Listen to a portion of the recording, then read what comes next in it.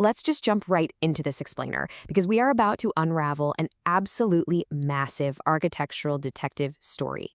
Today, we're digging into the Ellora caves, but we aren't just going to look at how beautiful they are. We're going to look closely at the stone itself to uncover the hidden fingerprints of the people who actually built them. So who really built the greatest monolithic structure on Earth? You know, the standard textbook narrative usually gives all the credit to the mighty Rashtrakuta dynasty. But when we start looking at the actual architectural clues left behind in the rock, well, they point to a completely different group of genius artisans who were quietly pulling the strings. And to give you a sense of what we're talking about, the scale of this place is just mind-boggling. We're looking at 34 major caves spanning the Buddhist, Hindu, and Jain faiths. All of this was carved right out of a single hillside. You're talking about removing hundreds of thousands of tons of rock. A project of that magnitude demanded an absolute army of master carvers. It definitely wasn't something a kingdom could just decide to pull off overnight. Okay, part 1. The riddle of Cave 16. To really figure out the true origins of this site, our mystery has to start right in the middle with Cave 16. This is the mighty Kailasa Temple.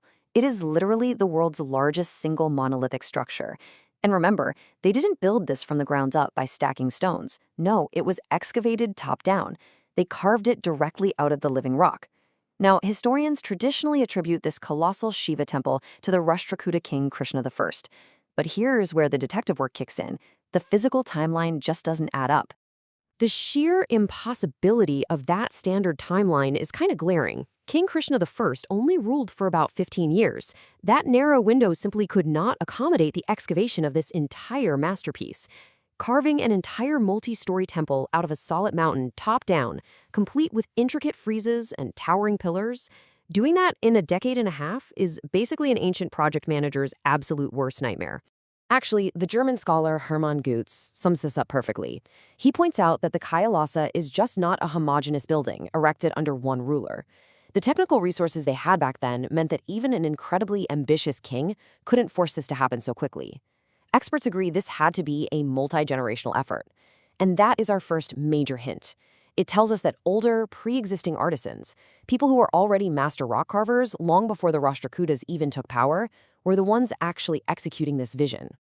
Moving on to part 2, tracing the southern artisans.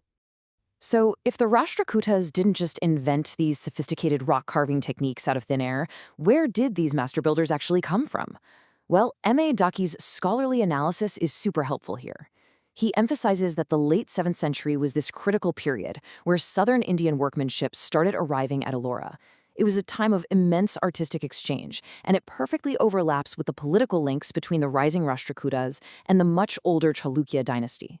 What we're really tracking here are migrating artisan guilds. Think of them as the hired guns of the ancient architectural world. These highly skilled rock-cut craftsmen moved all across the Deccan plateau. They didn't just vanish when one empire fell and another rose. They simply transferred their styles between competing empires, bringing their distinct southern Dravidian techniques northward, right to sites like Ellora. You see, these traveling guilds really didn't care about political borders. They carried the aesthetic DNA of the Chalukya dynasty with them as they migrated to new patronage under the Rashtrakutas. Because Ellora sits right there geographically between northern and southern India, it became this incredible melting pot. But that underlying Chalukyan fingerprint, it's deeply, deeply embedded in the stone. Which brings us to part 3, the smoking gun, the Virupaksha prototype. Now, how does all this build into undeniable macro-level evidence? To understand the smoking gun, we need to talk about prototypes. It turns out that the grand, sprawling layout of Cave 16, the Kailasa Temple, wasn't a completely original Rashtrakuta concept at all. Historians explicitly agree that Chalukyan artists absolutely had to be present at Ellora. Why?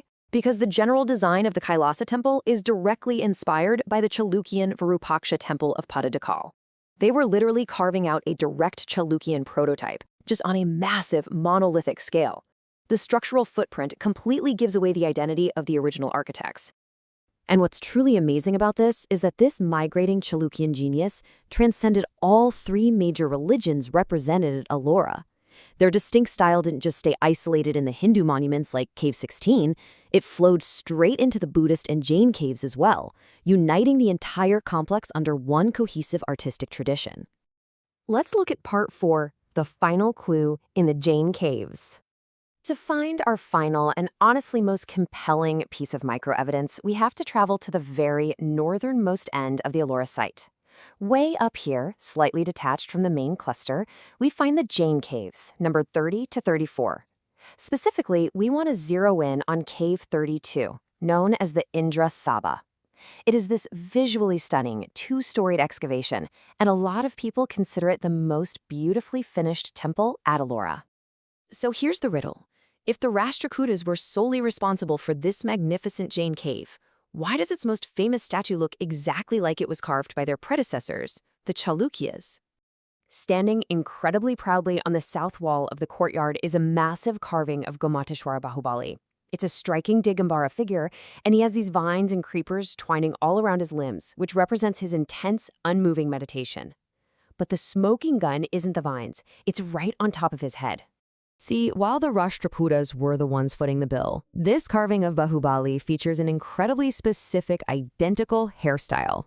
The hair comes right down over the shoulders, perfectly matching the exact artistic representations found in the much older Chalukyan caves over at Badami.